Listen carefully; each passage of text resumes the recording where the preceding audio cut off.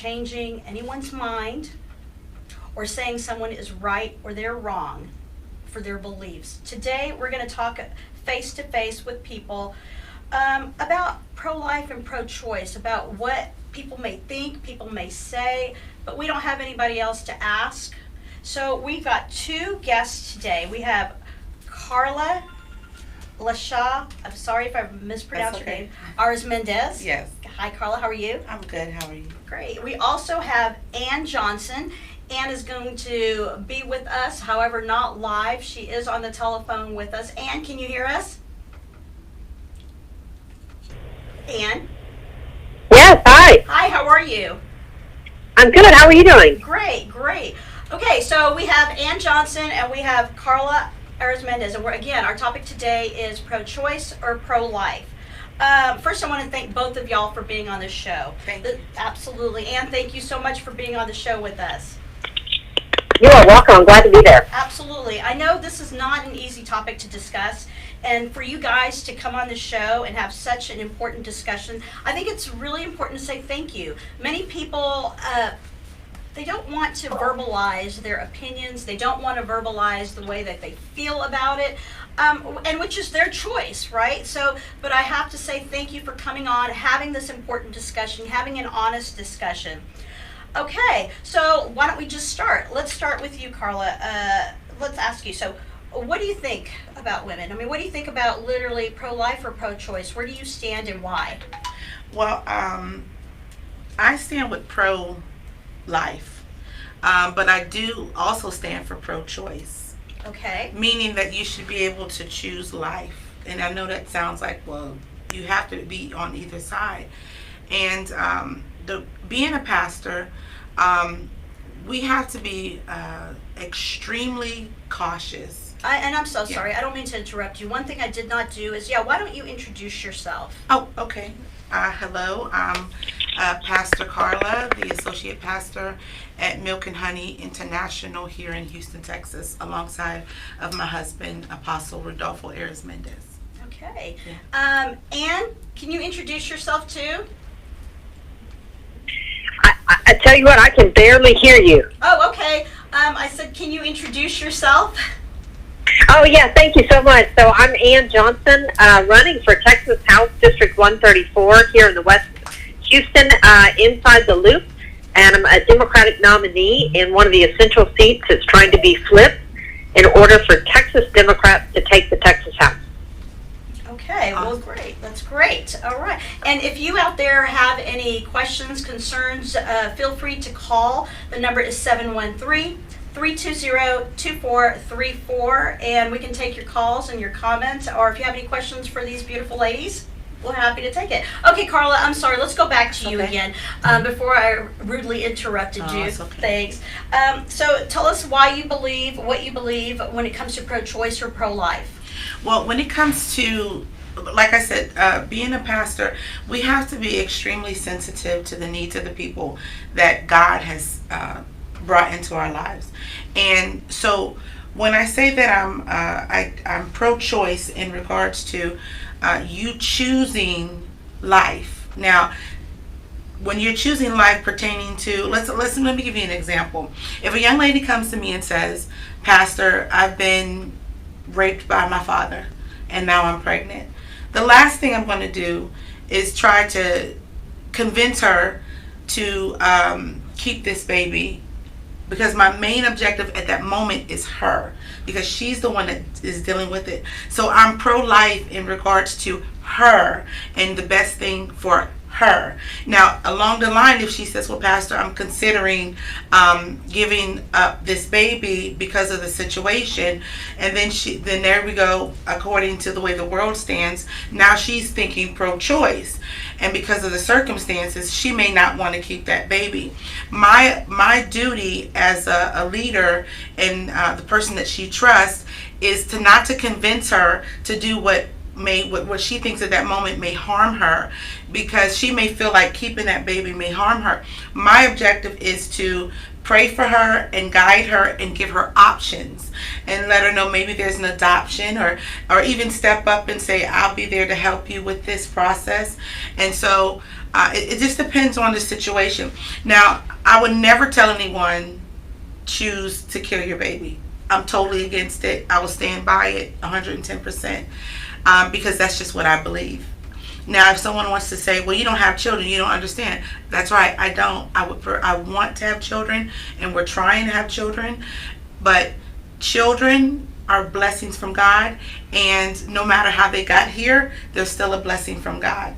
And so the best thing to do in certain situations like that is to be totally respectful of that particular person and their issue at the moment, not to make decisions for them. If she decides, let's say this young lady decides to abort the baby, I'm not going to beat her up with a hammer and say, well, you're going to hell and God doesn't love you.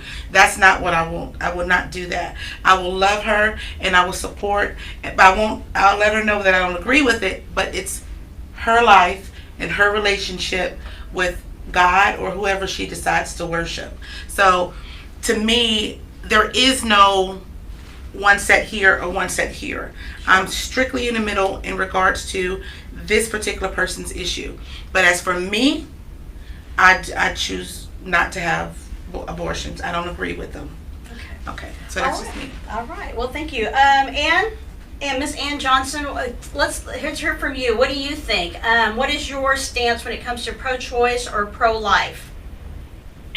So I think that's a false narrative that the Republican Party has put out, as though that's the decision. It really is, just like Carla's saying, it's a decision of whether or not you're pro-choice or anti-choice. Because when we talk about being pro-choice, we are talking about women's right to reproductive access. We are talking about their rights to health care. We're talking about the intersectionality of recognizing that when they decide to have a family, that we as a community should provide strength and allowing those women that don't have health care coverage to step into Medicaid expansion, which Republicans have denied. Republicans have slashed and cut public education. They have cut and slashed health care to a point that we have the highest rate of uninsured children in the nation. So don't tell me you're pro-life, because there's an entire community of Texas that you have kept from having access to some of the most fundamental and basic necessities. I am absolutely pro-choice. And what that means is I don't want Governor Greg Abbott making decisions about what happens in my uterus or anybody else's. That is a fundamental moral decision that that individual gets to make for their own. And Lieutenant Governor Dan Patrick, Governor Greg Abbott, or any of the other Republicans that have decided that they need to interfere in our personal reproductive lives is absolutely wrong. And so, no, they're creating that false choice. You are either pro-choice or anti-choice. And I am absolutely pro-choice and pro-supporting all aspects of that, what that means for women and their children and their families. Okay. Well, and Ann brings up a good topic or a good question here. How do you feel, do you think that men should have a choice in the decisions that women make when it comes to this particular topic? In regards to having babies? In regards to abortion. Abortion. Yes. Okay, so I'm looking at it through the eyes of relationship, not religion, let's but look relationship. it through your eyes. Okay, because I deal with it through relationship. Sure. So here's the thing: if a man is married to a woman, Mm-hmm. and they have agreed to have children, and then all of a sudden, for whatever reason, it could be because she just says, I don't want kids, and then she gets pregnant and she decides she wants to abort the baby, that's not fair to him. He should have some say-so in it. Now, if you're somebody that's out there just ripping and running and doing whatever you want to do, and you have no commitments to anybody, and you get pregnant based off of just doing whatever you want to do, and you want to get an abortion, I still feel like that man still has a say-so, because you don't get pregnant by yourself. You just don't. I mean, well, yeah, they do have the. I'm sorry, you do. I'm sorry, I forgot. Right, about right. that. We'll leave in vitro and all that Yeah. for another day. But you don't. And so if you're in a situation as a woman and your mate, and he doesn't want you to abort the baby, you should be able to give him an option to step up to the plate and take care of the child. Well, let's just for devil's advocate, Yeah. let's just say that you don't have a spouse or you don't have a mate at this juncture in Yeah. your life, or in a young woman's life, or an older lady's life, and how do you feel about like a man making that decision if they don't have a life partner? Now, if you're talking about like government, I am talking yeah. about government. Okay, Yes. so you're seeing the government. Now, I must be very careful how I say this. The government makes a lot of choices for us that they shouldn't make, and that's why. And I'm like, I make it hurt in this, but I don't care. That's where the people that are believers, the churches, need to step up and support these women that if they are in that position where they don't have a mate and they need some type of support, so that the government won't make those decisions for them. Meaning, well, you have to go through keeping this child, and you have to do this, and then eventually putting this child in a bad situation because this person don't want the baby. Like I said, if we're dealing with pro-choice or pro-life, I'm going to say pro-life. We would love for you to have the baby, but we as a community, as a people, as the church, step up and help them. Not judge them, help them. Because if we let the government continue to make decisions for everybody that doesn't give them an opportunity, because they don't live in our houses, they don't know what we go through, they don't deal with us on a regular basis, all they want is our taxes, and they want to say, break out their guns and say pow, pow, pow, whatever they feel like today needs to go on. And the less we keep them out of our houses, this is just Right. me, the more we can make better decisions as a community to help each other. Okay, so what I'm hearing from you, though, and you can correct me if I'm wrong, you don't believe that the government should be making decisions when it comes to our choices for our female reproductive systems. I don't. However, you do think that churches should step up and Yes. churches should be responsible or helping those. More helpful. Helpful for those. Okay, and what do you think about that? Do you think, I kind of know, we already know what you might think, but what do you think about, should men have the choice to make these decisions, and particularly in government, when it comes to relating to a woman's body and her reproductive system? Anne? Hello? Can you hear me? I can hear Yeah, you. can you still hear me? Okay, great. See that, and that's So- unfortunately sometimes that's what we have. If y'all would bear with us out there, we'll have to do a little bit of technical difficulties when it comes to communication. I'm hoping y'all can hear Ann Johnson. She's some really good points along with Carla. Yeah, and I don't know if you heard my question, but the question was, what do you think about? Do you think men should have a say-so when it comes to our decision-making at female reproductive system? So I'm in a very unique position, and part of the reason that I'm in a very unique position in this discussion is I'm your former chief human trafficking prosecutor in Harris County. And so let me give you an example where part of what pimps, exploiters, the men that are trying to use women to turn them out into a vulnerable situation, to exploit them for financial gain, oftentimes these young women are raped, and part of their purpose is to try to impregnate that child or that woman. And then I have seen many circumstances in which that child is used against the woman as a form of duress or suppression. Wow. And so I don't know that you can be in a situation to say that just as Republicans are trying to put in some form of control over women, women absolutely need to have the critical access to make their decisions about the protection of their body from every stage. And you would hope that a relationship where genuinely a man and woman are engaged in a committed relationship, that those are the types of conversations they would have together. But we are talking about whether or not women have the protection of our right to their own value and strength. And so if you say that a pimp can impregnate a woman, and then somehow we're going to step in and say that he gets to use this form of rape in some way to continue and exacerbate the vulnerability, I don't think that's what people would expect, right? And maybe you say, well, that's an extreme example. That's a real-world example. And that's the kind of example when you take away from a woman her ability to have her own control, reproductive rights over her own body. And that is why I will always stand up for women and the ability for them to make their own decisions about what is good for their welfare with a good, sound medical decision between that woman, her faith, who she believes, and her doctor.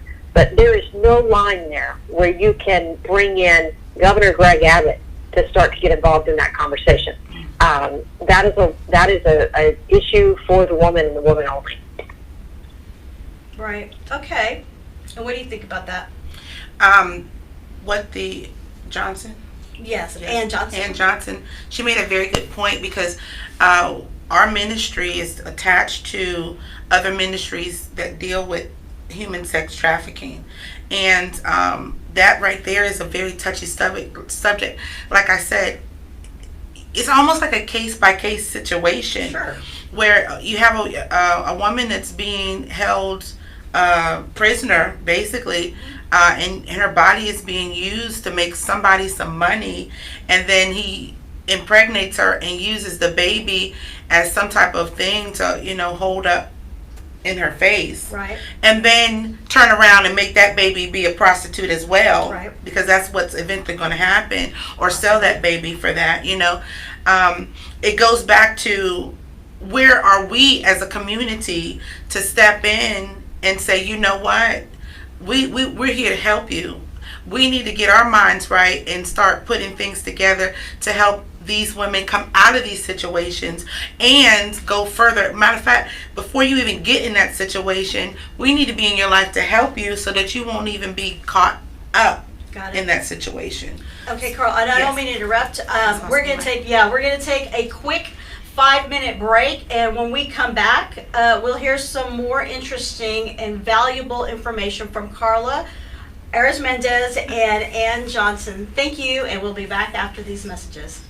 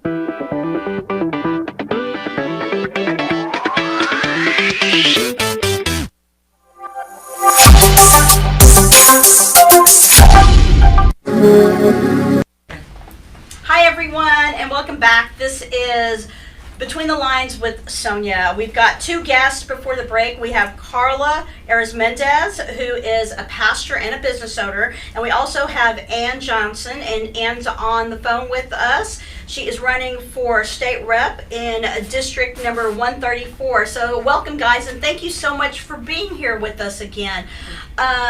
We're talking today about pro-choice, pro-life. It's an important topic. It's a heated topic that we've had for years, and it's a sensitive topic. And there any of this gets out of hand where she has to make a choice. Like, if we as a community stay focused on what's best for our communities and become more proactive and more vigilant in the protection of our women, then that woman won't have to make that decision or be put in that position of making the decision, should I or shouldn't I? Because if people like yourself, like myself, like Ann Johnson, who I'm falling in love with, I think she's amazing. If we become more proactive and and join hands with other people that are proactive, we can keep our women safe.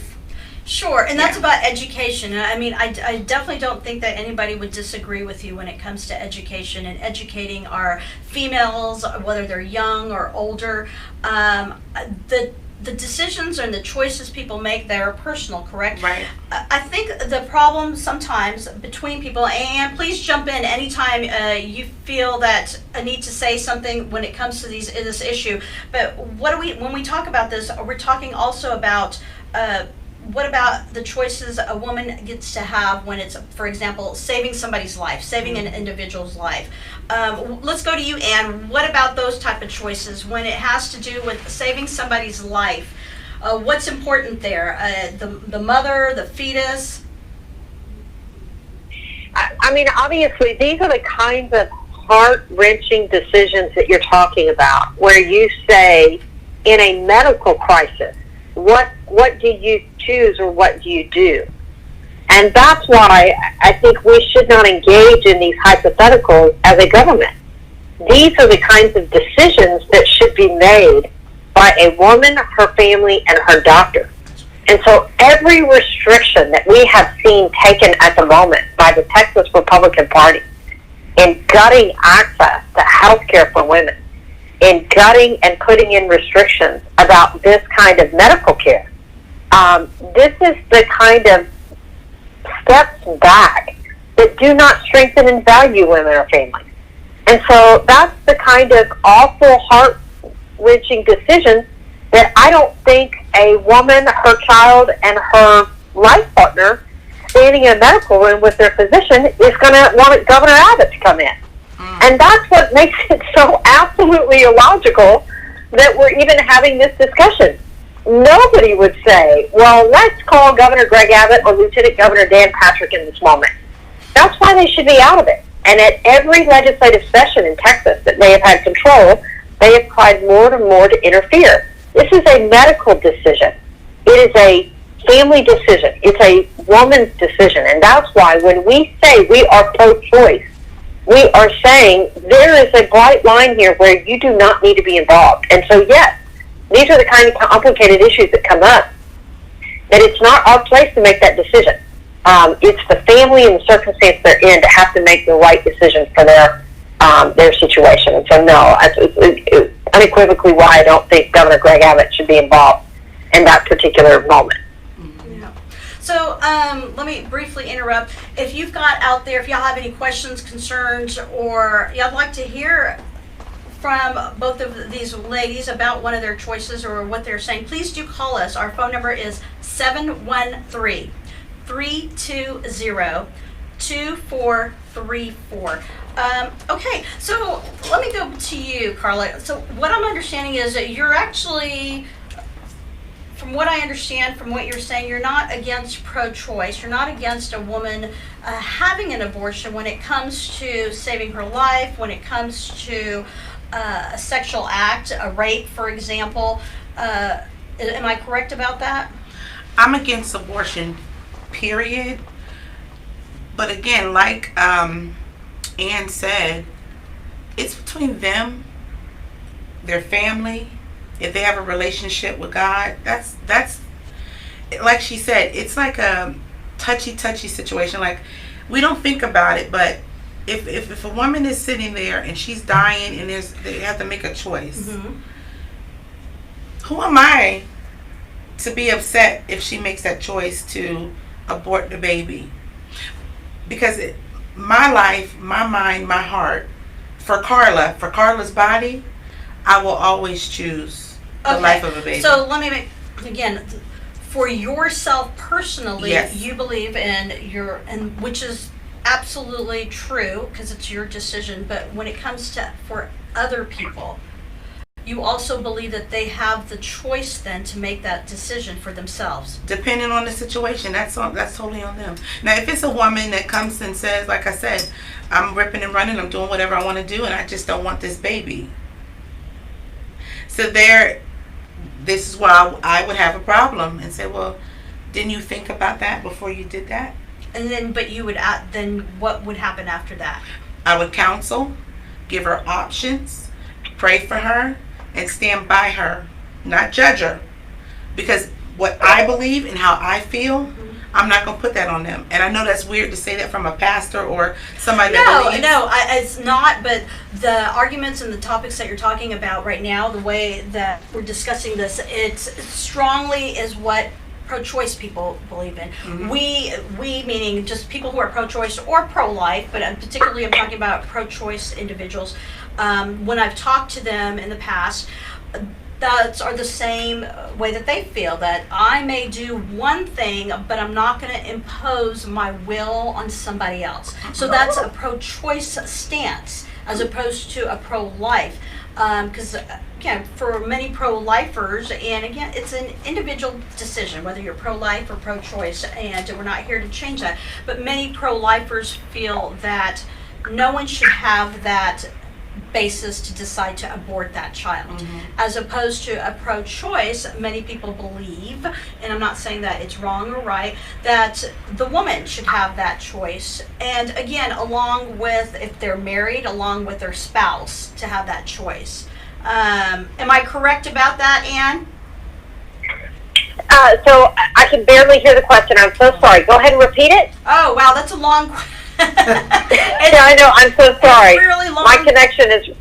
It's not that great, I know, and I apologize for that. So No, that's okay. We were just talking about, I was talking to Carla how, in reality is, Carla, I think from what you're saying, you are pro-choice, but for your personal belief, that you're pro-life, and I think that that's exactly what pro-choice people feel, that you do have your own individual right to decide what you want to do for your own body, but we're not going to, or people are not going to make that choice for you.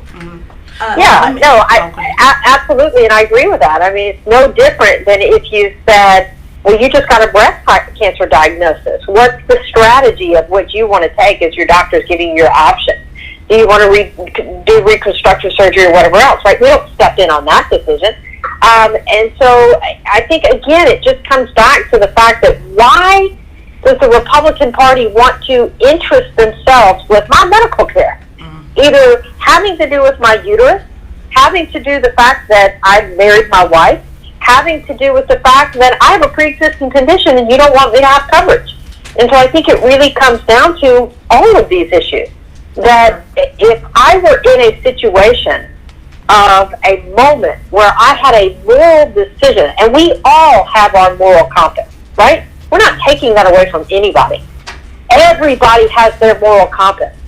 And we can trust that people will use their moral compass and their moral guidance in making decisions. So if somebody reaches that point of crisis, do you think you're going to call your spiritual your pastor, your reverend, whatever it is, or do you think you're going to call Governor Greg Abbott? And that's the illogical part of this, that it's not just when it comes to issues of women's reproductive rights. Republicans have stepped in to implement their own moral decision-making, even when it's highly hypocritical of their position. And so this is why it is such a firm easy thing for me, which is I trust women. And I trust women to make the right moral decisions in the circumstances based on their life. And that's it. That's why I am pro-choice. I trust women to make the decision that is necessary for their own health and well-being. Sure, absolutely. And I want to touch upon, because we've come to a time in our life, as we know, Ruth Bader Ginsburg, the RBG, has passed away. Yeah. And now we're really at an important stance in our world. I mean, more than ever. And, you know, we're going through certain things where absolutely we're going to have to choose another Supreme Court justice. And I'm going to ask Ann about this. Ann, can you kind of tell us a little bit about how important it is to choose the person, the next Supreme Court justice, to fill this great woman's shoes? Well, I mean, think about the history of Ruth Bader Ginsburg. Think about the fight she took on before you ever knew that she existed. And she set out the foundation, for example, that women could get a mortgage. The rights of women, the rights around their income, their property. She was the top of her class out of Columbia in New York out of her law school, but she couldn't get a job because of her gender. So these are not new restrictions on women. It's just today's form of restriction. And so if you want to think about our interest and our protection, it has been layer upon layer of women like Ruth Bader Ginsburg who have recognized that when you discredit or you take away a woman's ability to make her own moral decisions and judgment and be able to provide for herself and her family, then you strike at the core of who we are supposed to be constitutionally. And so, yes, I think these are enormous shoes. I think it's an incredibly important moment. And so as we sit here in the vacuum of individuals like Senator Lindsey Graham, who promised, hold my words against me, back in 2016, where they said the election would matter and we would never put a Supreme Court justice up. And then they totally shot out all of their moral promises that they made to the American people because they want to ram through a justice that will pick their partisan ideological position on probably not only a woman's right to choose, but also health care and the dismantling of the Affordable Care Act. And so they have proven time and time again that their moral commitment, just as you say, look at their word, look what they promised the American people, it has no meaning. And so when you talk about needing somebody with the strength and the courage to stand up to that kind of hypocrisy and that kind of dismantling of our rights as women and our protections of our gender, I'm very worried. And I'm absolutely worried that they have no qualms about making a promise 4 years ago to the American people and then having no consideration for the fact that we all have it on tape. And I think that shows us that their power is about their political power. It has nothing to do with protecting our community and our Constitution and our division of power in this country. Right. Well, we do have, somebody had called in with a question. Caller, you are live with Between the Lines with Sonia. How are you? I'm great. Thank you for having me. And I want to tell you I love this show. Oh, thank you. And I appreciate the simple fact that you allow me to call in and ask questions. So listening to your topic today, my biggest thing is, how is it that a state or the government can actually punish us women when we do want an abortion or for whatever reason we're getting an abortion for? Okay. I'm going to repeat this so Ann can hear it. We have a caller, Ann, and her question is, how is it that the state or the government can punish a woman if she does want an abortion? Well, I know, I'm sorry, but I do understand people, they vote for those things, and that is how it's done. But that's just the argument of where I get mad about the situation. It is what it is. The governments are going to run the way they want to be ran. But that's what irritates me the most. But at the same time, I do look at situations where I think I am, of course, pro-choice, but I would not have an abortion, only because I'm giving you my opinion now. Sure. I've been in a situation where I had a child at a young age, and right after that, I was still with the father, and I got pregnant again, and I was scared, didn't have a lot of money, didn't know what direction I was going to go in, and I had goals that I still wanted to finish. Okay, and so what this caller is saying is that she has been in a situation where when she was very young, she was with the father of this particular child, and she was very young, and she didn't have any income. She was basically broke. Continue. And it came to a point where I had to make a decision. Am I going to have an abortion or keep the child? I was going through pain and an emotional situation. So I went to the Planned Parenthood, and this woman made me feel so smart and so good. But at the end of the day, I felt manipulated because she was like, hey, you have to look out for the children you have today and yourself. And you have to make a good decision. You have to make a smart decision. Look at your finances and look at how you're going to raise your child. Do you want your child to be raised in this town, not this town, but in this economy like it is right now? Do you want to struggle with 2 children? Do you want to bring another child into this world in the situation you're in right now? And I'm thinking, no. I need to have an abortion. And I felt like, and she made me feel like I was making the best decision, the smartest decision, but she was guiding me. And it wasn't until I went to church and realized I made a crazy mistake. And I would never do it again. I would just have to bear what my situation was because I made the choice to lay down with someone as many times as I did to get pregnant. Now, when you get in a situation where you are actually raped or taken advantage of in that situation where they, rape you, that's when I can't feel or understand what they're feeling. But I probably would not want to bear that child. But I would have to pray about it to see what direction I would want to go in. But one other thing, when I did have that abortion, I did not take into consideration what that father wanted. And he wanted me to have a child.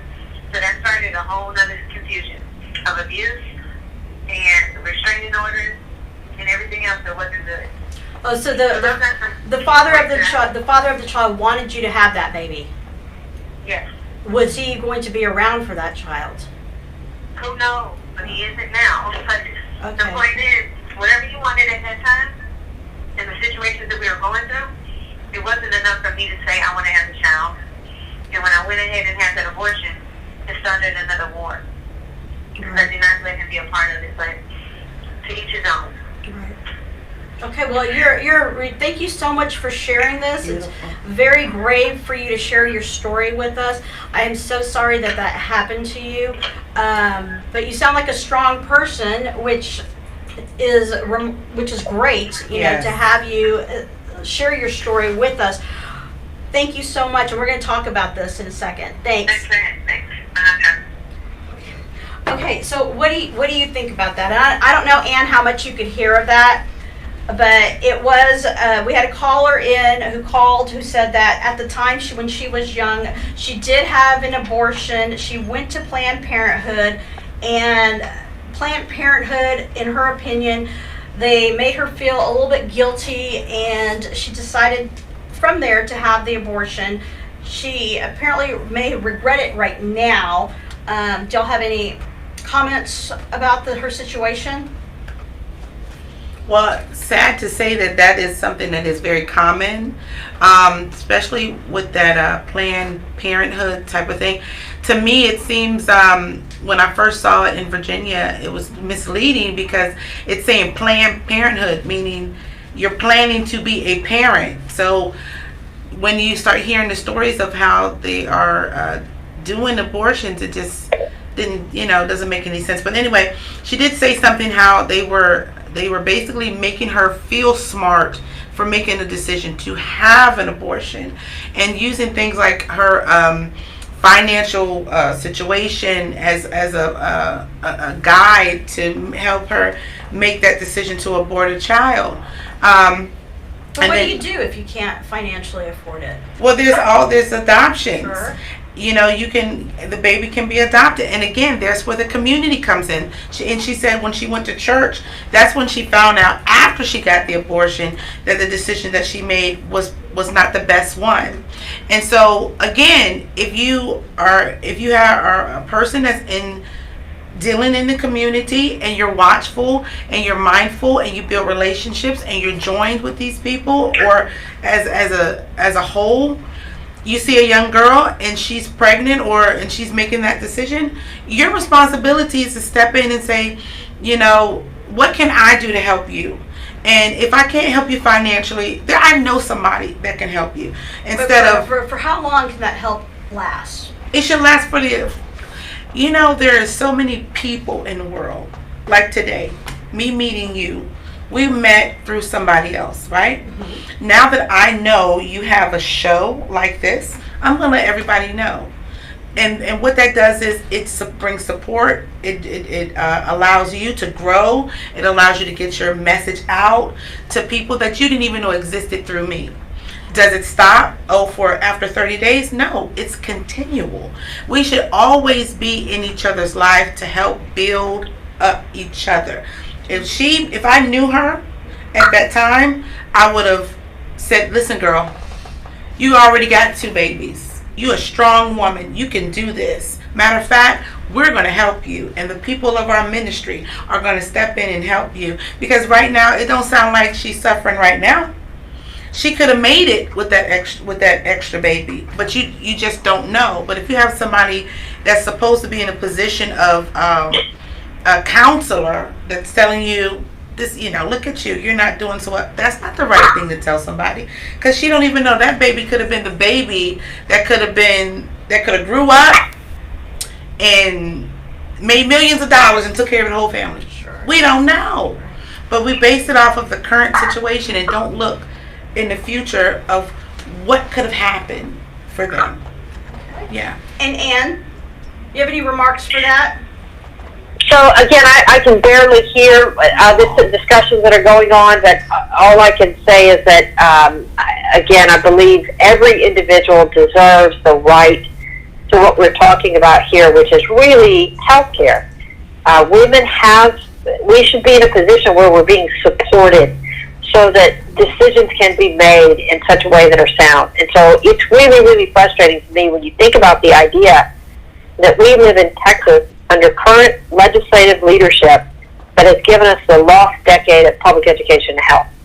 We live in a state right now where it is hard for individuals to have access to good quality public education. We have millions uninsured. We have the highest rate of uninsured children in the nation. Wow. And so when you talk about people making sound healthcare decisions, there has to be the support there for the infrastructure. And so that's why it is so frustrating to me that we are not thinking about the big picture. And the fact that when people say that we need protections, it means support so that people have the ability to make the decisions that are best for them, their family, their moral values. And as a government, we should not interfere in that. As a government, we should be making sure that we have a strong economy that can support a public education system and can provide health care to the millions of people that we currently have left behind. And so let's focus on the job that we should do and let individuals make their own moral decisions with their own moral compass. And so that's where I stand. Okay. Yeah. Is there anybody out there that'd like to call in?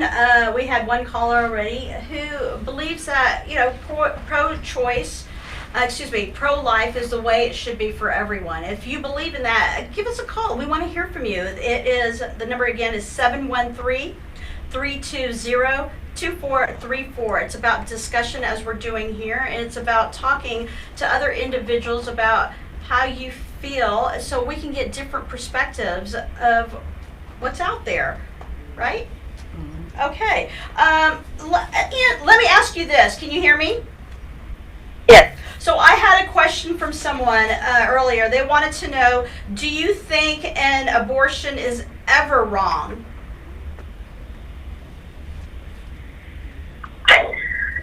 Yeah, that's...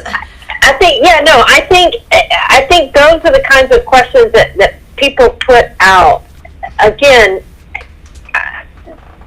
these are the hard questions that individuals ask of themselves. Absolutely. It's very, their moral foundation and who they are. So, abortion care is health care. Just as you said, if there's a question about the mother or the child's life, that is a healthcare decision. And so the fact that we are trying to change the function or the meaning or the definition of that moment from being a medical situation is something that I think is trying to shift the concept. You are talking about a circumstance or a situation that really is a decision that is made by a woman and her medical provider. And so it's something that I think people kind of try to muddy the circumstance.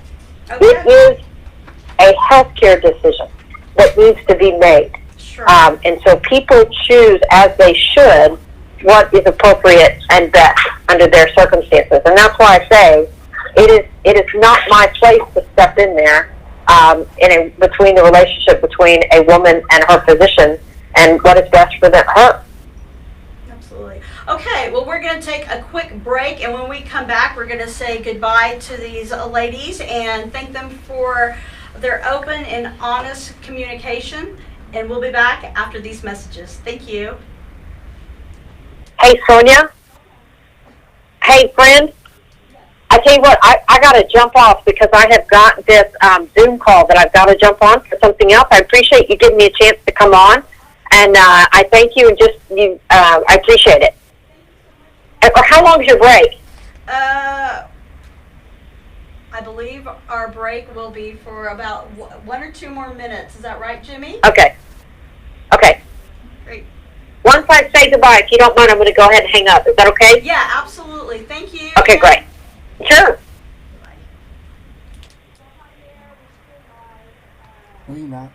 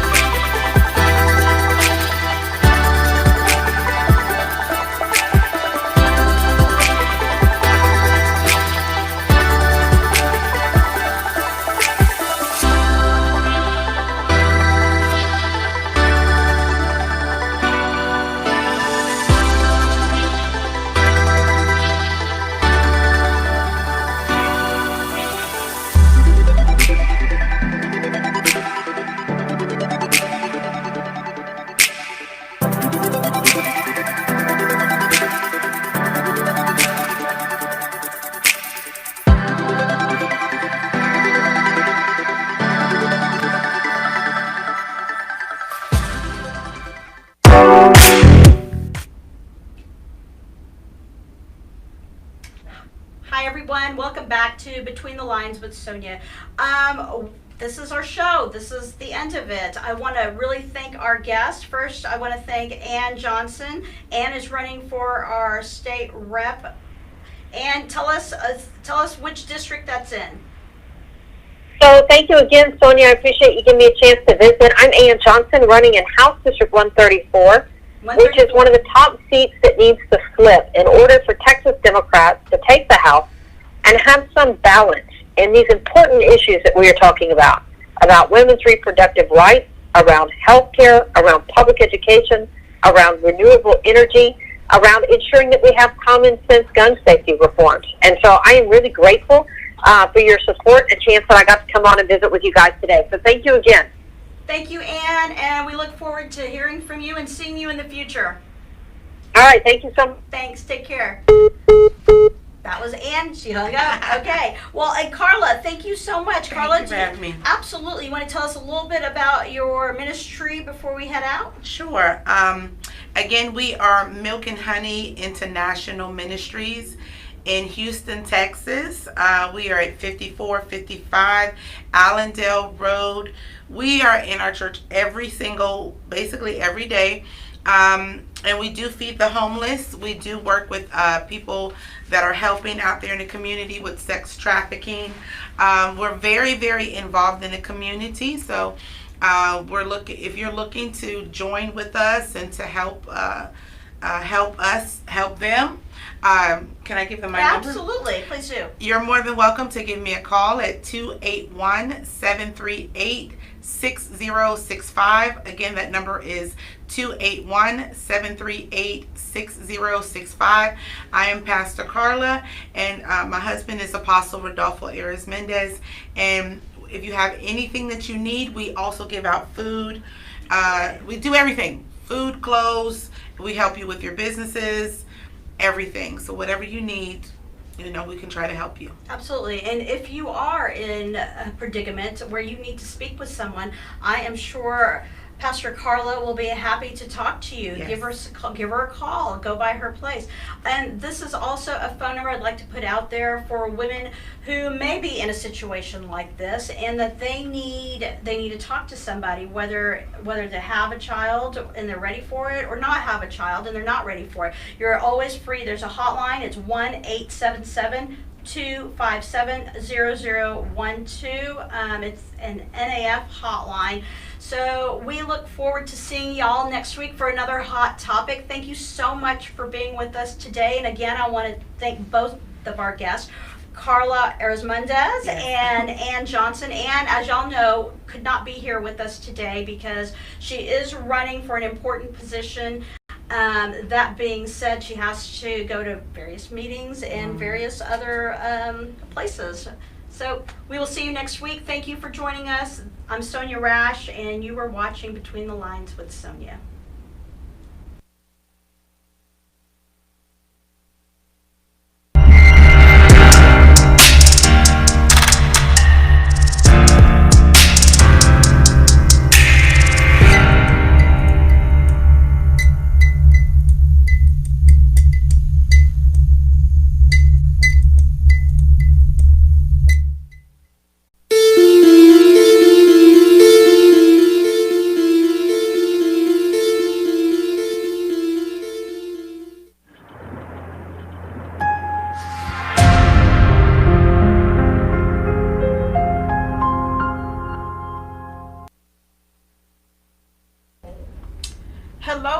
Hello. Welcome to Time with Tara. I am your host, Shatara Nicole, but you can call me Tara. This very first episode, we are going to dive deep into healing, because one thing we all need is what? Baby, a good healing. We have a special guest with us this evening that's going to add to the gumbulation. Yes, I said gumbulation. I know that's not a word, but that's my word. Look, gumbulation of this clusterfuck of growing pains, feelings, emotions, and just, cutting the shit. So let's dive right into it. Growing pains. Growth requires us to experience pain on some type of level, depending on the type of growth that you are aspiring to reach. Me personally, I knew the type of life that I wanted to live. I knew the life that I wanted for my children. And I also knew the luxuries and things that I wanted. I know that I did not want to work for anybody. I know that I wanted to be able to be accessible to my kids at all times, meaning that if I'm at work, I'm not going to be able to be there for them if they need me. Like, hey, Mom, can you come to the school for something real quick? Or, hey, Mom, can you bring me my homework? I forgot. I wanted to be there for my children. And so the levels of pain that I have experienced with my growth is freaking astronomical. Like, literally out of this world. I cannot elaborate on that enough. The pain was definitely real these past couple of years from my journey. A lot of relationships that I thought would be long lasting. A lot of friendships that I had for over decades, 10 plus years of friendships gone, relationships with family, everything, the whole dynamic, just my growth period changed, and I wouldn't change anything about that. I'm thankful for everything that I have experienced. I'm thankful for all of those who were removed, and I'm just thankful for the overall growth. But your growth and your pain is something that you cannot escape.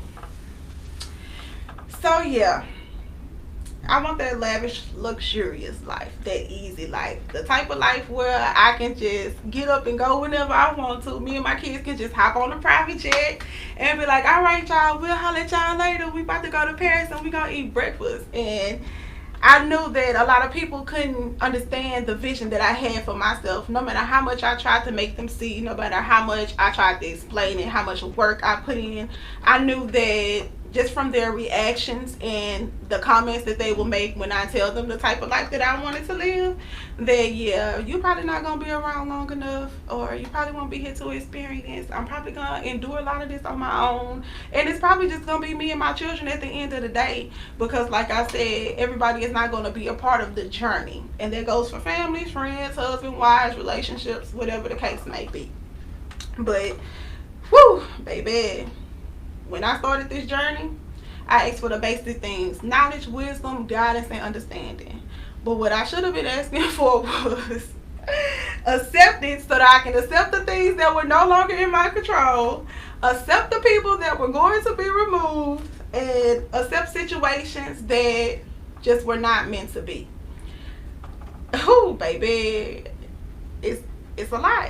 It's really a lot. But I'm telling you, it's worth everything that you would have to experience in order for you to reach your heights, your growth, whatever it is that you are aspiring in your life. Because at the end of the day, the only thing that matters is you, what you want. Are you happy? There's no way, shape, fashion, and form that you can live the life that you truly aspire to live if you're not truly happy, if you're not truly healed. And sometimes you healing yourself and you're going through the experience that you're going to require you to be alone, no matter if it's for a short period of time or a long period of time. It is just what it is, especially if you're really adamant and consistent on the things that you want in your life. Now, the amount of pain and the levels that you will have to experience, that's totally on you. But just know, no matter what you do, you are going to experience some level of pain, some way, shape, fashion, or form. Okay? Now, this acceptance thing, whenever you're going through whatever it is that you're going through, make sure that you always ask for acceptance, because we always ask for what we want, but we don't ask for us to be in the capacity to maximize everything that comes along with it. So as with the acceptance, you know, sometimes, like I said before, people get removed. Sometimes relationships end. If you're not prepared for that, that's going to fuck you up emotionally. Especially if you are not emotionally prepared. So that's another keynote. If you ask for something, ask for the emotional strength to deal with whatever it is that you're asking for. Because when shit hits the fan, you never know who's going to be removed. You'll never know what situations you might not necessarily lose your job, but you might quit your job. You know, you might have a hard time letting it go. And you don't want to be attached to anything that's not meant for you. And I think that's the hardest thing that we have to endure, is letting go of the attachments that we have to these people's, places, jobs, and situations when it's time for them to get removed because of our level of comfort. Like, for example, I used to work for the Houston Police Department. I was there for 11 and a half years. And I reached that part of my journey where my team, my spirit team, when I say team, I'm talking about spirit team. Y'all know I'm into the spirituality. I'm into my ancestors and all that type of stuff. And I listen to the divine source spirit, you know what I'm saying, to guide me on this journey, because that's the only way. That's the navigational system, is yourself. And if you can't trust yourself and your intuition, baby, you're not going to make it anywhere on this planet without proper guidance. Then you cannot find guidance in man. Yeah, we have some people that's going to be here to assist you along the journey, but other than that, it's just you and the divine. Okay? But yeah, I was a part of the police department for 11 and a half years, and I reached that point like, okay, what is it that I can do that I would enjoy, that would allow me to be there for my children, but also bring me money? So I started makeup. I got into makeup. My best friend at the time was like, man, you should try makeup. Now, mind you, before 2010, I never wore makeup. Then I had no need to. It was too much. But anywho, I got into makeup and I found that I was good, and I was like, okay, this is something that I could, you know, invest in myself and make it a business. How can I make this make money? Do I really enjoy doing this? And the answer to all those questions was yes. So I took my time and got with the right people, made the right investments, took the right classes, and got certifications, and I just took off with it. That was back in 2015, 2017, I made it a business. Oh, excuse me. I guess that's nervous gas coming up. I don't know. But it's disrespectful. I ain't trying to be burping all on camera and stuff like that, because that's just rude and that's just nasty and ghetto, and I ain't trying to show y'all that side of me, okay? But yeah, 2017, I made that business, Faced by Tara, And it was right when Harvey hit. I was working part-time at Dillard's. So I was working for HPD and I was working for Dillard's because I was funding my business so that I can get to the point to where I was gonna be self-employed, or entrepreneur. Man, Harvey hit, and I had already put my 2 weeks notice in. My birthday in September, so I was supposed to leave the last week in September because we had got 3 checks. We were supposed to get 3 checks, but Harvey came through and was like, you ain't going to work today. And I'm like, look here, go ahead and make that resignation effective immediately, because I'm not coming in. Downtown flood, and I could not be away from my kids, you know what I'm saying, for a long period of time, knowing that downtown flood, I was not going to be able to get out, and I didn't want them to be without me. Like, it was a major storm. So I made that resignation effective immediately, and I worked part-time for Dillard's. I don't know why I stayed at Dillard's as long as I did. It was only 5 months, but I knew I wasn't supposed to be working for nobody else. So it's like I left one comfort zone to go to the other. And the whole process with me leaving my job was difficult as hell, because when you think about it logically, you got a full-time job, you got benefits, you can take care of your kids. Why would you leave this job? Why? I couldn't answer that. And the longer that I procrastinated with it, the longer stupid shit, that's what it is, stupid shit started to happen with me. Getting brought up for stuff that I didn't even necessarily do. I got suspended without pay with some racial stuff behind a supervisor. Lord, that lady gave me the blues, but it could have totally been avoided if I would have followed instructions the first time and quit when they told me to quit. But I didn't. So before my grand exit, I endured a lot of shit that was totally unnecessary and unavoidable had I just followed my first mind. But fast forward back to me working the 5 months at Dillard's. It was cool. I met a lot of people and I got the experience, the retail makeup experience that I needed in order to move forward. But then here we go again. They was like, all right, you need to quit. And I'm like, I need to quit again? Dang, I just got this. I got a little cushion. I just made the adjustments from going from this large amount that I'm making every 2 weeks to making the amount that I was making at Dillard's, which I did take a price cut. But hey, that was something that I was willing to do because of something that I wanted. And yeah, they say, all right, girl, it's time to quit again. And I'm like, dang, my husband ain't supposed to go for this. And I'm like, oh shit, what we gonna do? What we gonna do? Again, the longer I procrastinated, the more stupid shit started to happen to me. Started having car trouble, started having issues with people at work. And it's just like, I always feel like my back was against the wall because I was forcing myself to do something that I know I no longer wanted to do. So, long story short, New Year's, I don't know if y'all familiar with Dillard's, but they always had this huge ass sale. This was my first time working in retail like that, so I had no idea how it was going to be. But they had this huge ass New Year's Day sale, y'all. I got worked like a Hebrew slave. I got worked so hard, I was hiding in the dressing room, y'all. Hiding in the dressing room so I could get a break. You know, when you work in a mall, you cannot sit down. And for us to have to work like 12 hours plus with no breaks, man, for that sale, I was like, I'm not doing this shit. Fuck this. I got on that phone and I called my husband at the time and I'm like, you know what? Yeah, I'm about to go ahead and quit this. Now, luckily, I already had some money saved up so I can have a little cushion and things like that. But me choosing myself opened up another can of worms that I was not prepared for in any way, shape, fashion, and form. And y'all, these lashes got my eyes watered. Don't think I'm up here crying, because I ain't. It's just the lashes. Okay, let me fix that. I'm good. Okay, y'all. So it opened up a whole nother can of worms because me praying and me meditating on growth. Oh, I want this. I want that. I'm willing to do this. I'm willing to do that. And it's like, okay, you say you want this, but how much are you willing to sacrifice? How much are you willing to give up? How much are you willing to go without? The sacrifice for me was hard. When I say hard, it was hard, but I didn't feel it because I wasn't focused on what I was not able to get.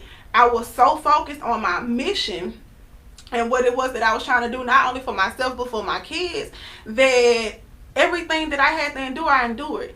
Y'all, it got so financially tight for me at one point. not buy myself a pair of drawers. Do you hear me? I circulated the same clothes that I had in my closet over and over and over again. And if you knew me at that point in my life, a couple of years ago, I was going through a weight loss transformation because I had just embarked on this new spiritual journey. So it's like, they'll see, I wouldn't go nowhere. I was always in the house and I was just doing my thing because at that time, I had to endure like 10 months of shadow work. And shadow work is when you sit down and you face everything that you don't like about yourself. And not necessarily like about yourself, but heal. Okay? Because a lot of us are walking around with a whole bunch of trauma that we didn't place on ourselves. Some of us have shit on us that was placed on us from birth. Like, people don't understand the power of words, but words are very powerful. And I feel like, excuse me, that's that nervous gas again. I'm so sorry, y'all. But hey, that's life. Y'all just gonna have to deal with it, okay? Because it gets real on time with Tara.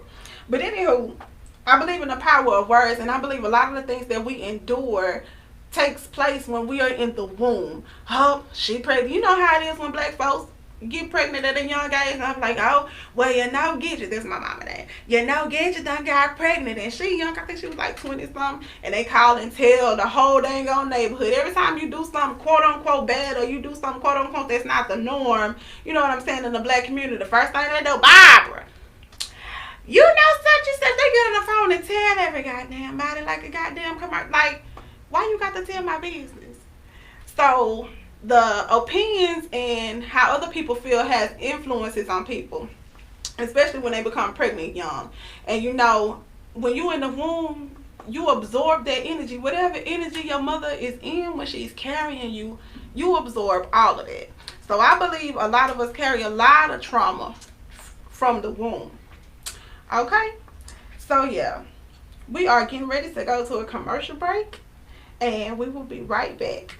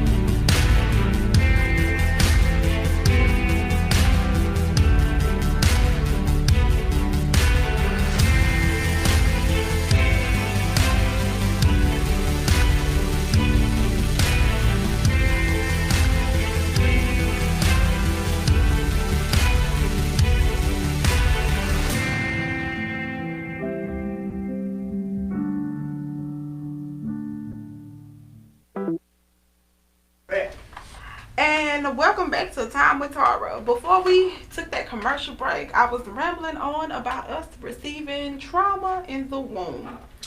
So yeah, I feel like a lot of us are already carrying trauma from the womb on top of the trauma that we gain when we are children, because a lot of the most traumatic experiences that set that foundation for trauma mostly happens when we are kids, especially when you have parents that are pretty much on the narcissistic side. You know, the type that be like, you know, since you didn't do this, I'm not going to buy this for you, or I'm not going to get that for you, when they really had no intentions on doing it for you in the first place. So really, just growing up where we come from in the black community, we surrounded by trauma. Okay? And as we get older, that shit takes effect on how we operate in life and our relationships and just us overall in general. Trauma is something that we cannot escape, but it's something that we can gain control over when we choose to grow and when we choose to heal. So yeah, it was a whole nother can of worms that I was not ready for, and it was some things that I had to learn to, I'm gonna say, not necessarily accept, but I had to learn how to heal through that process and gain understanding of why I allowed, you know, certain things to take place in my life, especially when it came to regards to relationships and things like that. Choosing yourself is ultimately hard, no matter what, when you're always, you know, putting other people before you, or putting other people's feelings before you, or you value other people's opinions when the only person that really matters is you. But when you're not set with that foundation to choose you, it's always going to be hard, no matter what you do, in order to move forward. Excuse me, in order to grow, because it's like, we like onions, to be honest. And it's like, yeah, we have this surface thing going on, but when you really on the path to healing and you really on a journey to heal yourself, it's a lot of shit that you're going to have to peel back. It's a lot of stuff that you're not even aware of. Why do I have these insecure issues? Why do I feel like I need somebody? Why do I have these codependencies and the attachments to things? And why would I accept these things that I wouldn't, that I told myself that I wouldn't accept? You know what I'm saying? Like, the shit is crazy how childhood trauma affects your adult life and it affects your relationships, man. Like, whew. Anywho, before we get too deep off up in that, back to me and quitting these jobs and whatnot, because baby, I can go and I'll be all over the place, because it feels good to get this shit out. Like, when you're a true healer and you're always there for somebody else, you rarely come across people that you could release to, or people that can understand you. So I'm grateful for y'all for tuning in and allowing me to release on y'all. Just like people be hitting me up, dumping on me, I'm dumping on y'all, damn it, because I'm giving it back. Shit, I'm tired of holding this shit in. We are going to another commercial break, and we will be right back with our special guest.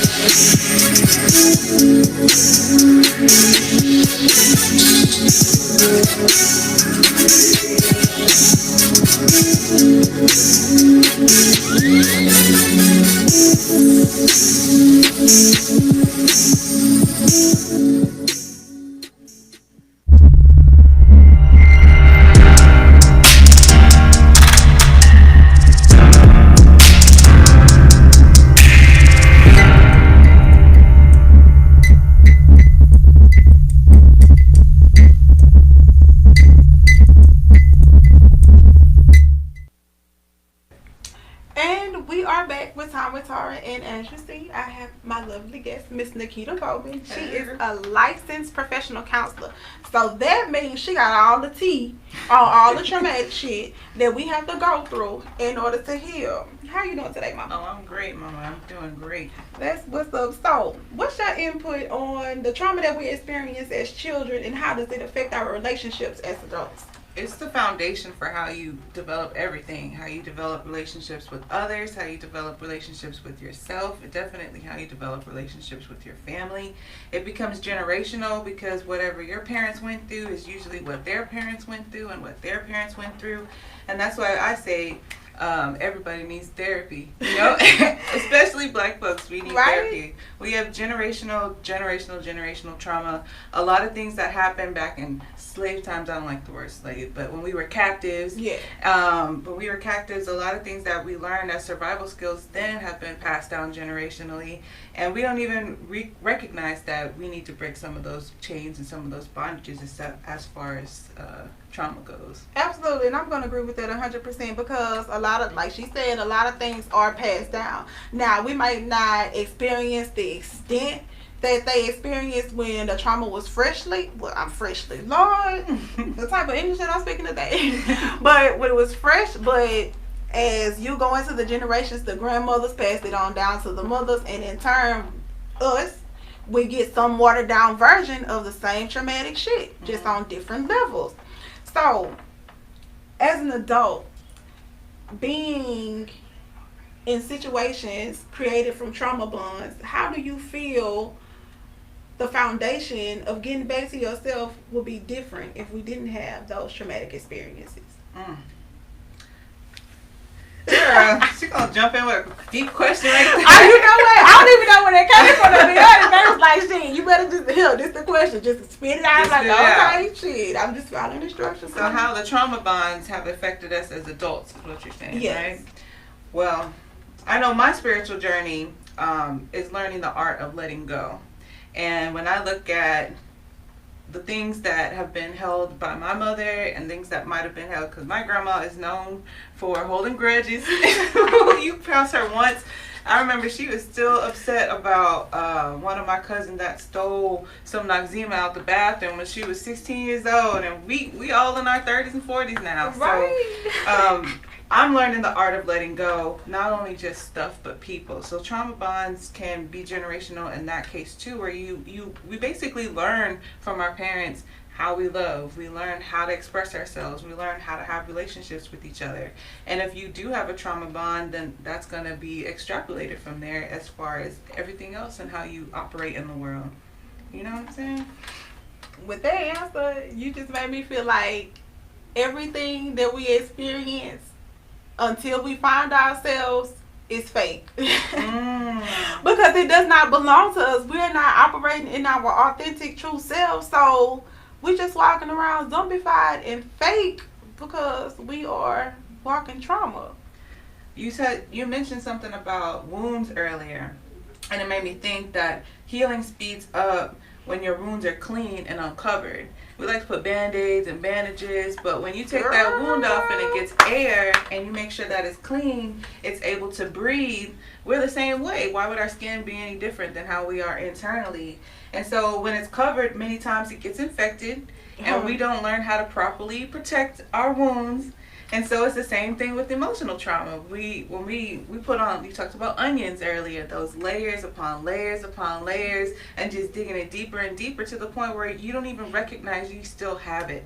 And that's where, again, therapy comes in. Right? Your PSA for today is call Nikita and get you some therapy. No, but No, for ain't no plan for real. Get you some therapy because bitch, we need it sometimes. We And do. This is what it is. And it's not always because you've gone through some traumatic experience that you don't want to talk about. Therapy gives you an opportunity. Sometimes I don't even get to speak. It's just an opportunity to have somebody you can trust and just get it all out there. Just talk about whatever. I mean, you can talk about today, you can talk about 20 years ago. A lot of people do have trauma that come in and they want to discuss that and work it out. But you talked about earlier as well that this is a test, right? I feel like this journey that we're on right now is a test, and pass or fail is up to you. And I was writing in my journal because we were going to talk about coping skills, and one of those is writing, journaling, right? So when you journal, it gives you a present moment, like a snapshot of what you're thinking now and what's going on now. And sometimes I'm embarrassed to go back and read my journals because it's a cycle repeated over and over and over again. And a lot of times we're afraid to look at those journals, those past writings that we have, because I don't know, you don't know what you're gonna find out. There's a lot of stuff we forgot. Like I talked about the onion. Like the onion is built from the inside out. Those extra layers start, it's almost like a scab, right? Yeah. And so as you start peeling those back, you're like, man, I forgot about that. I forgot that happened. I have lived so many lives since I've been alive. I'm only 36, but when I think back, I'm like, was that me? Was that TV? I can't even You know remember. what? I can relate to that. I absolutely can relate to that. Yeah. And so I see it like where every test you get is a test. You get a grade. If you don't pass, you got to keep repeating that same test. And when you journal, it gives you your notes, right? It gives you keys that, okay, where am I messing up? I thought in this last test that I had that I was doing better. I have made progress from my past cycles. There's a lot of pinpoints that I can say, I know I do this. Ooh, I know I do that. Yeah. I know I do that. I said I don't want to, if I'm going to fail, I don't want it to be failing at the same thing. Yeah. When I turned 36, I said, I've had 36 years of bullshit. I do not want 36 more. That part. So I have to do something different. And so I started looking back at my journal. I was like, oh, I thought I passed the test. And I'm like, no, you still holding on. You still haven't learned the art of letting go and holding on just too long. Oh, that yellow light's on. We supposed to stop time? It's been though. Oh. I think we're going to commercial break. No, we're not. Okay. I'm sorry, I'm still learning. But yeah, so it's a test. Pass or fail is up to you. And if you don't pass it, answers is going to come through and say, baby, we're going to have to try it again. And it looks different. That new person looks different. Girl, that new you took that right out of my situation mouth. looks different. And they're dressed in a different package, different name. But then when you start stripping it down, you're like, ooh, wee. That's the same person. Yeah. Different year.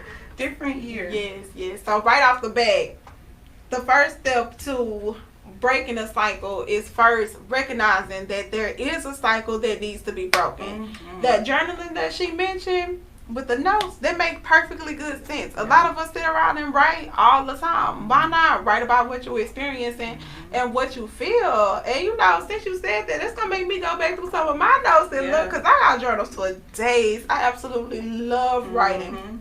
So I have journals for days. Let me go ahead and get this cheat sheet, because that's what it is now. Mhm. Especially once you graduate through whatever situation that you came from. It's a record of your development. Right, your growth, and you can go back and look like, I'm not going to accept this because I know the results. I know these type of people. They give you like a profile, you know? My favorite cousin, she's looking forward, well, not looking forward to, but her mom's been journaling since she was a child.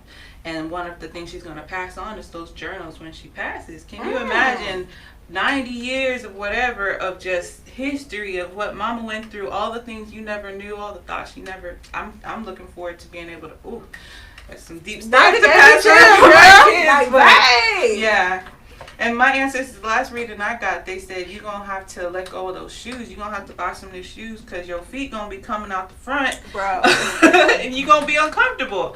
And I was like, you know what? At this point, I'm looking forward to being uncomfortable. You know what I'm saying? I'm looking forward to, like, being out of my comfort zone because I know all the growth happens outside of my comfort zone. Yes. When I'm in that cesspool of comfort of everything that I've known before, I know I'm not growing. Yeah. And so when I start feeling that discomfort, that I have a saying when I get on an airplane and I don't want to sit next to somebody, if it's not a negative spirit, I'm like, there's going to be a blessing there. I force myself to get out of my comfort zone, talk to that person. Every time it's been a connect. When I tell you, I was on a plane to Vegas, I met somebody who went to Prairie View, knew a psychologist. I ended up getting a mentor, getting an internship, getting a paid internship because I didn't want to talk to him. I was like, let me sit down and talk to this dude. And it turned out for the best. And that's how I kind of like ruled my life. I'm trying to get to that, well, I'm getting to the point where I'm stepping out of my comfort zone daily, like hourly, like, ooh, this thought that I've thought for the past however many years, it's there because I'm comfortable with it. And I don't want it anymore. So I'm tossing it out, cleaning up. Because when we hoard, it's not always stuff. Sometimes it's people. Sometimes it's phone numbers. Sometimes it's people. And we have to learn. Sips twice. It's called the rule of 5, right? So when you're holding on to something and you won't let it go, you have no room to grab new things. But once you let go, it gets replaced with 5 more things. The rule of 5. If you want your life to multiply, you got to learn how to let that stuff go so you can make room so your ancestors can be like, okay, you done now? Let me fill up. Let me get Tara to call you for that radio show. Let me give you 5 new clients in one day. Yes. Let me send you all these houses that are in your price range that are beautiful that you can choose from. I'm telling you, when you start letting go, that the rule of 5, I felt it. You know what? It gave me chills. Yes. From my personal experience, from the relationships that I had to let go, one of the major relationships that I had a hard time letting go was my marriage, y'all. I was married for 7 years, but we were together for 10.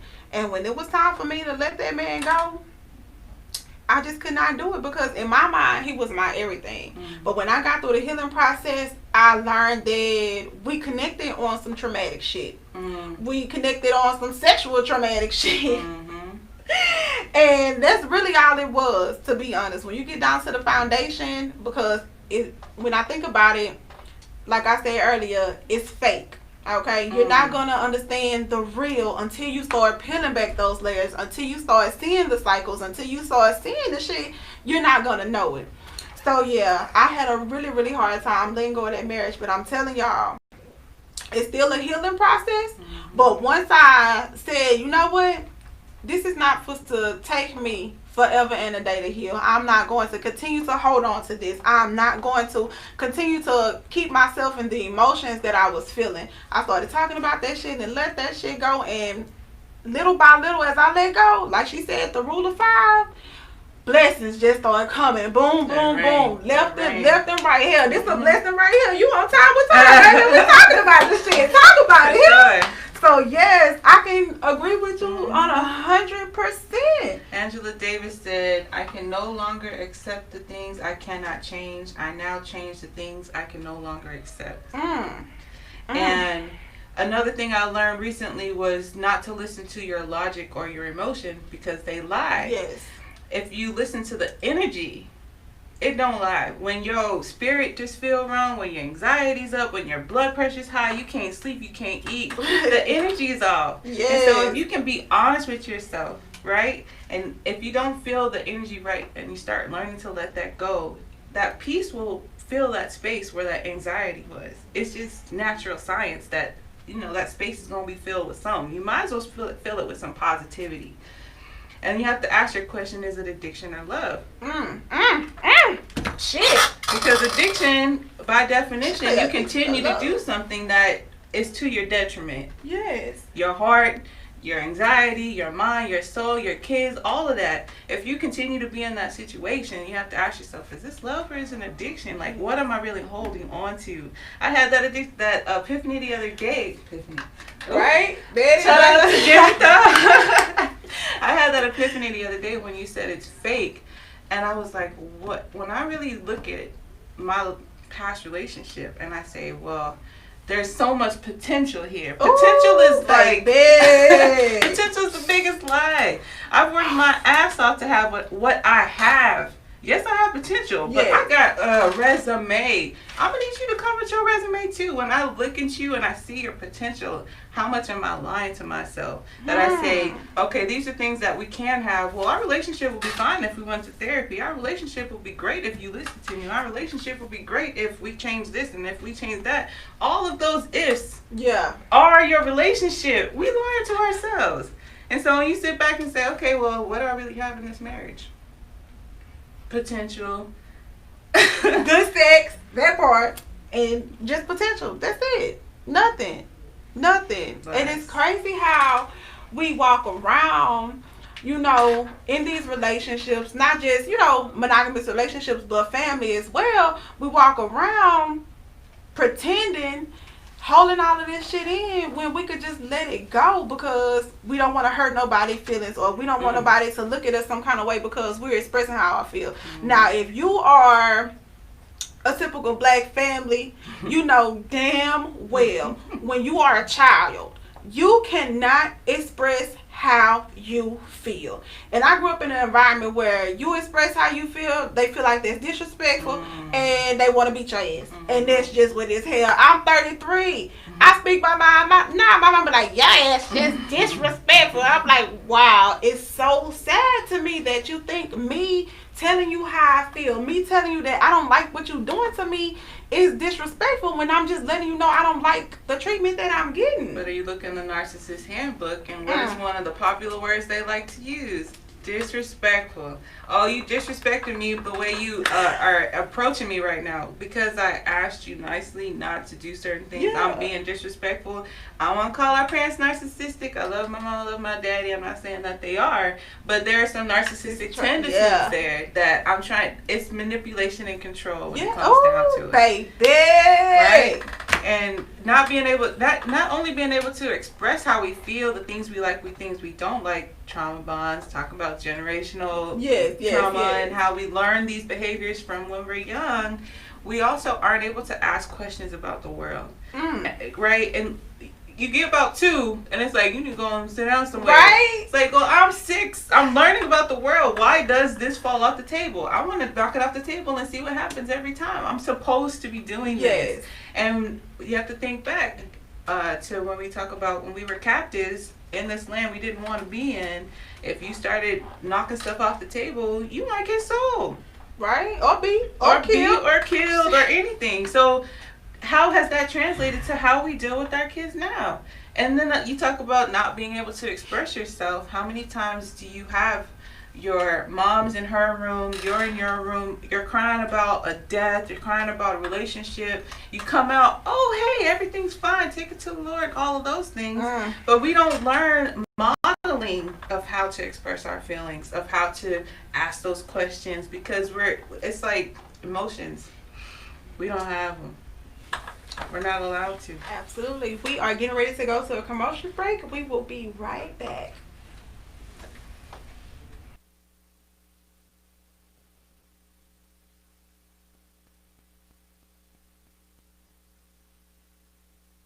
Girl, short be easy, aka be easy, baby, yeah. See, a lot of people say I got an attitude, you know what I'm saying? Because I tell them what it is, and I tell them it is what it is. You know what I'm saying? I keep it 100, yeah.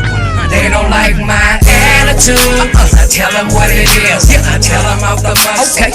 They don't like my attitude, cause I be about my business and I stay up on my hustle. Better believe it. They don't like my attitude. No. They don't like my attitude. They don't like my attitude. Don't like my attitude. You make things come out so phone and off. I'm running things, they running their mouth. If you ain't talking about getting bread, then I ain't nothing for us to talk about. I'm out here trying to get rich. Body going to my trap though.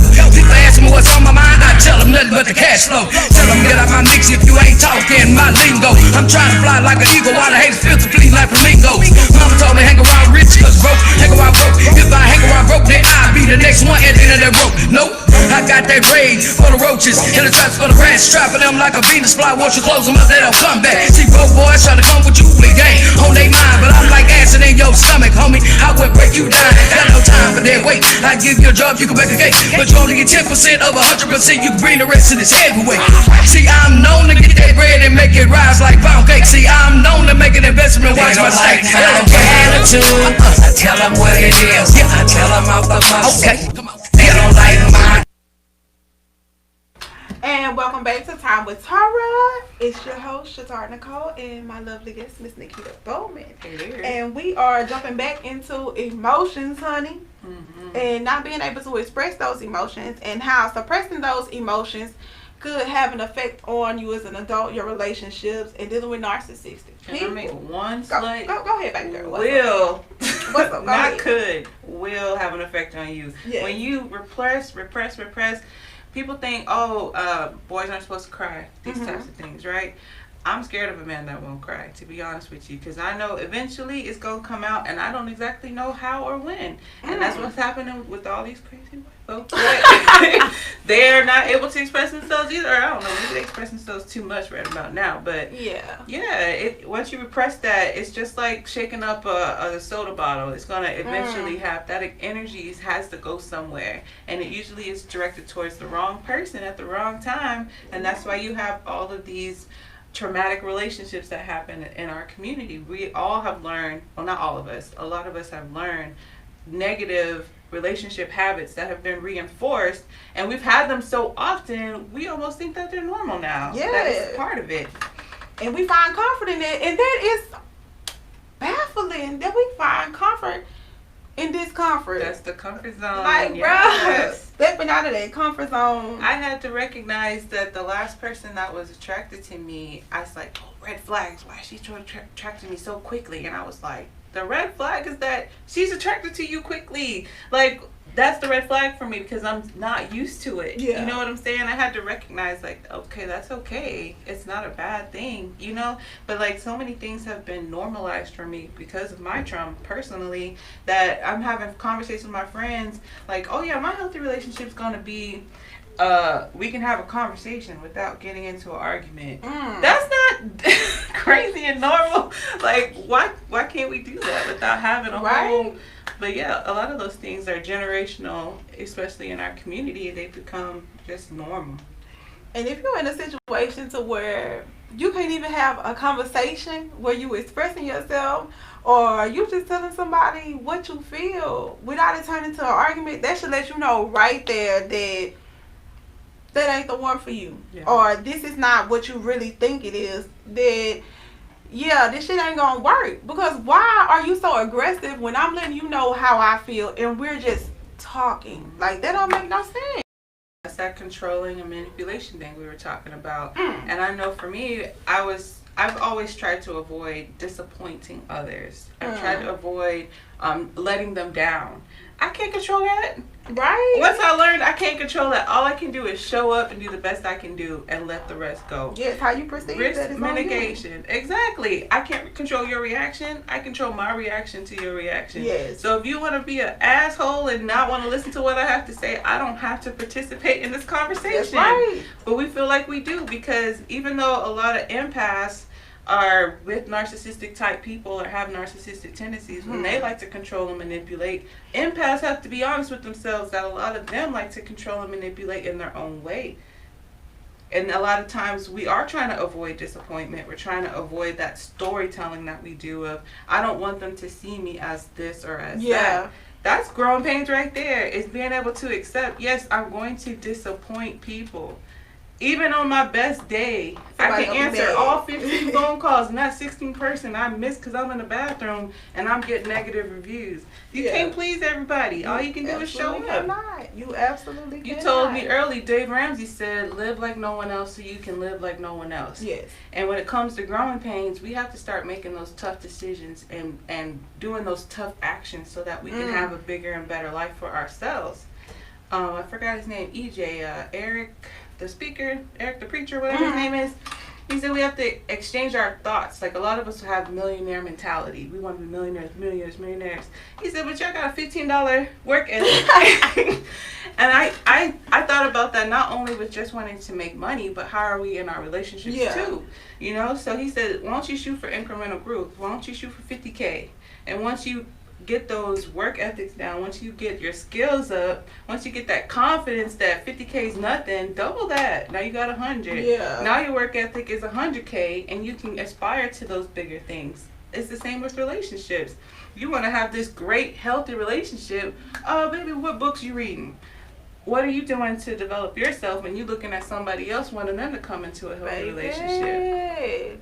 It's all about that self. Yes. You can't want something if you're not willing to do the work required to receive it. If you're not in a position to get it, how the fuck are you going to get it? I mean, you can't even see it. You can't have someone love you. It's very difficult to receive love when you don't love yourself. Baby! When someone's like, oh my gosh, you're so beautiful, you're like, I got this mole and I got this and I got that. And it's like, no, you're just beautiful. Just leave it at that. Yeah. We fight that. We do. Yeah, like I said earlier, when I was like, the red flag was that she was interested in me, and I'm like, I'm a catch. A lot of y'all should be interested in me. What did you heard? Come on now, Man. But yeah, we're gonna talk a little bit about coping skills. We talked earlier. With growing pains, literally it's grief, right? There's a lot of loss that happens when people think about grief. And I do grief counseling with so many of my clients. They think about, oh, somebody died. Yeah. your relationship died. You were with this person for 10 years. How much of your life? A third of your life. Sip the tea, girl. A third of your life. And yes, you have growing pains from that. You have grief from that loss. Grief is really just how do you deal with a loss. And it can be your car. I've had someone cry because they had a really reliable car. They worked their ass off to get it. They had to sell it to get the next one. Cried. Lost. The relationship you were in for 10 years, regardless of how terrible it was. I worked hard on this. I put my heart, my soul, my tears into this. Yes, there's grief there. There's a loss. And then your job. I lost my job a couple of years ago, and I was just like, why am I so sad? I didn't like that job. I didn't like them people. But like, it's a loss. It's like a gut check that you're not as perfect as you thought you were. You got some work. This person really just didn't appreciate everything that I brought to the table. Regardless of the reasoning, it's still a loss, even if it wasn't legit at all, you know, because you have relationships where you did everything right, or most of the things right. You're not the one who broke up, but you still have to experience the loss and recognize, okay, like you said earlier, where am I in this cycle? What do I have to work on so I don't have to repeat the same grief over and over and over again? Some of the coping skills we first talked about were writing as a present moment versus your future growth. And you can kind of see some of your patterns. I know for me, when I'm going through grief and I need to get out of my mind, I'll make playlists. We're musical people. Music here. Do you hear me? Yes. And when you're in touch with your ancestors, they will send you exactly what you need at the right time. I'm telling you, I'm hearing songs I'm thinking are new because I don't listen to the radio. I don't know. I'm thinking these songs are new, and no, they've been out for 10, 15, 5 years. My sister called me out like, no, that's been out for months. I'm like, okay, well, anyway, it hits. It hits different now than it hit before, for sure. You know what? And let me just say this, because you're absolutely right. A couple of months ago, I was sleeping, and I don't know if I was dreaming or what, but I had asked myself in a dream, like, why the fuck do I keep attracting all of these broken men? And I bullshit you not. The song that came in my head was fucking Whitney Houston, I Am Every Woman. And when I tell you I have been jamming that song non-fucking stop, because it was a message in that song for me at that moment. Music heals. Yes. That is so dope. Mine right now is Alicia Keys and Khalid, So Done. When I tell you the song is perfect in every way, the vocals, the music, everything. But she said, I'm trying so hard to be different. Like, God, please help me be different, because I'm so done of holding back my voice, being small, going through hell for no reason. I'm so done.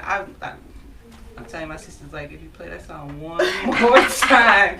But I'm like, I'm sorry, we got to do this, because it's moving me out of the place I was. And music has the power to do that. And sometimes it has the power to keep you where you're at, too. So you got to watch out what kind of stuff and it has the power of, like, I was telling people, how often do you just drive in your car with nothing playing? Because we are musical people. But those are messages that are being fed to you. Those are someone else's words, someone else's energy, someone else's whatever they're trying to get to you in that moment. So you gotta be careful with that too. Like, some people will listen to like emotional music that can send them the other way. And I have to talk them down. Like, no, I need you to go play Hakuna Matata instead of whatever emo music you listen to that's telling you to go kill yourself. I have to talk people down. So you gotta be careful with that energy too. But I tell people, if you know you're going through, you gotta make some playlists for whatever moment, so that it's not something you have to do while you're in distress. It's something that you already have set up for yourself. So I have a whole Disney playlist. I got Hakuna Matata on there, Sound of Music, Frozen, believe it or not, because she said sometimes a little distance makes little things seem small. The things that once controlled me don't get to me at all. I'll be quoting Frozen. Babe, first of all, I sing Let It Go all the time. And I watch Frozen a lot too, because I have kids. And if you're not up on Disney, baby, you sleep, because Disney be having the best fucking messages. Princess and the Frog. Baby, that's my baby. Me and my son watch that every day. I fucking love Tiana. Girl, I love it. But man, at the end of the day, it's all about you. It's all about healing yourself. So what are other copings that we can deal with? Coping skills. I got you. Minding your own business. Yes. I tell people that, and they're like, what you mean? I'm like, mind your own business, for real. Yes. Anxiety comes from either living in the past, you can't change it, Mm-hmm. living in the future, you don't know what's going to happen, you can't change that either, or living in somebody else's mind. You can't change their mind. You don't know what they're thinking. Mm-hmm. So you try to figure out, how can I mitigate any of those risks? What can I do about the past? Nothing. Okay, so what can I learn from it? You start digging into it. What can I learn from it? What can I process from it? Once you're done with it, let it go. Let it go. Then you look in the future. I don't know if I'm going to get that next job. Well, I need to get this skill. I need to update my resume. I need to network. Once I've done everything, let it go. And then what? You got to deal with your present moment. Like I said, how many times can you ride in your car and think in your head on your own? That's where meditation comes in. Mm-hmm. Being in your present moment. And so I switched to the next one, but let me finish on minding your own business. Develop a goal on what you want to focus on so you can break that cycle. So right now my goal is learning the art of letting go. I got a new nose ring. She want to get infected every other week. I let it go. Now I got a cute little mo, you know what I'm saying, a little baby mo. But I had to learn the art of letting go. Little things like that.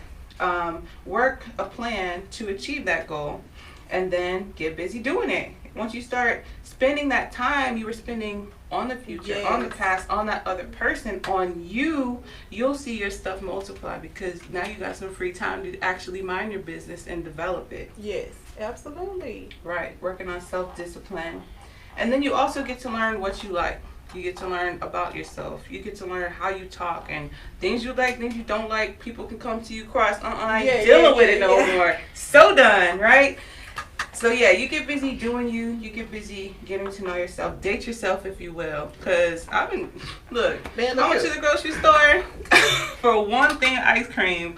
And I was like, you know what? I like this, hadn't had it in a while. I like that, hadn't had it in a while. I'm buying stuff I like. I'm doing my hair the way I like. I'm buying clothes I like because it's about me right now. Yes. So, and the meditation is being in your present moment. And so, what you know about meditation? I know you meditate often. Man. Tell us how we can get deeper with the ancestors. How I like to meditate, I do walking meditation. So when the weather permits, I like to go to the park and I put my headphones on because when I meditate, I be having full-fledged conversations with my motherfucking self here. So I don't want nobody to think I'm crazy, which I don't give a damn if they do it now. But I had them good old headphones on and I just get to walking and I'll be like, okay, Tara, this is what's going on right now. This is how you feel about it. What are you going to do to get through this, get over this little hump? And how we gonna move past it, because a lot of times we be stuck in our own shit because we be in our minds. It all starts with a thought, y'all. Like one thought can take you back 10, 15, 20 years and the next thing you know, you sitting in this energy that you was sitting in from the past and you like, why do I feel like this? Why I'm so emotional? Why am I crying? When you don't even have to be fucking crying if you just control what you think. So I notice when those types of thoughts that pull me back to my past creep up, I find myself now, okay, bitch, that's the past, so let's move forward. Why are you bringing me back here? And sometimes you have to understand that when it takes you back, you also have something else that you need to heal as well. So sometimes it's not necessarily just to take you back, it's to take you back to show you something that you might have missed when you were speeding the hell up out of there. Because sometimes we try to rush the process and we miss a lot of things. So just like when we moving forward, when we miss something, we're going to repeat those cycles in some way, shape, fashion, or form, even if it's with that person or if you are alone, until you recognize what it is that you need to heal or let go of what you did not see. A lot of times we have stuff right in front of us, but we be so wherever we be at, not focused on what's in front of us. Like I can see everything back there, but I can't see this shit right here. You know what I'm saying? Because I'm so focused right there. But it helps me a lot. Okay, so controlling the mind. So one thing, when you just said that, I have to stop those thoughts and replace them with others. That's CBT therapy right there. So understanding what our thoughts are and how they're connected to emotions, and then setting yourself up with, when I think this, let me replace it with that. Yes. Because our subconscious mind doesn't know what is true and what is false. You can tell it anything. You can tell it the sky is gray enough, you'll start to believe it. And that's sometimes where psychosis comes in. It's those delusions that you believe that everybody else is like, not gray. Yeah. Well, sky's not green. I mean, it can be gray, but But with meditation, it's actually the art of stopping those thoughts. And so when you're in meditation and even if you're trying to clear your mind, and people be like, oh, I either fall asleep or my mind is racing and I can't, and I'm like, that is meditation. Yes. Meditation isn't when you're totally free and no thoughts are coming through your mind and you're just clear. It's the art of controlling those thoughts. So when you are going off on this tangent or that, it's like, okay, I acknowledge you thought. Right. Whatever that is, it's not serving me right now, so we'll come back to that later. Yes. And being able to come back to your present moment. So my ancestors told me to listen to something that's not that doesn't have any type of rhythm. So like nature sounds, whether it's rain or the crickets or whatever. And they be freaking me out sometimes because it's so real. But, and I've learned to stop listening to soundscapes and, like you said, go outside and actually listen to real nature, get some real vitamin D, get some real oxygen, which are all things that are part of coping skills, getting that nature that we need. Because the sun, when it hits your eyes, it activates some things in your body. I'm a doctor, but I know it activates some Yeah, things. baby, I know what you're talking about. The vitamin D in our skin, it helps with your hormones and your stress.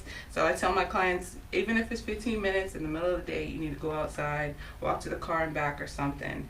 But yeah, that's a part of meditation is they say it actually can make you age backwards if you really learn the art of it. They looked at, well, we're wrapping up, but yeah, it can help you to basically turn back the clock of time if you learn how I to believe meditate. that because y'all see how young I look, y'all. You're working. But I know that's right. Well, that is our time today. Thank you for joining us with Time with Tara. We will definitely have Miss Nikita back because evidently we got a lot of shit more to talk about, y'all. But thank you so much for your time and your energy. Thank you, Peace. sis.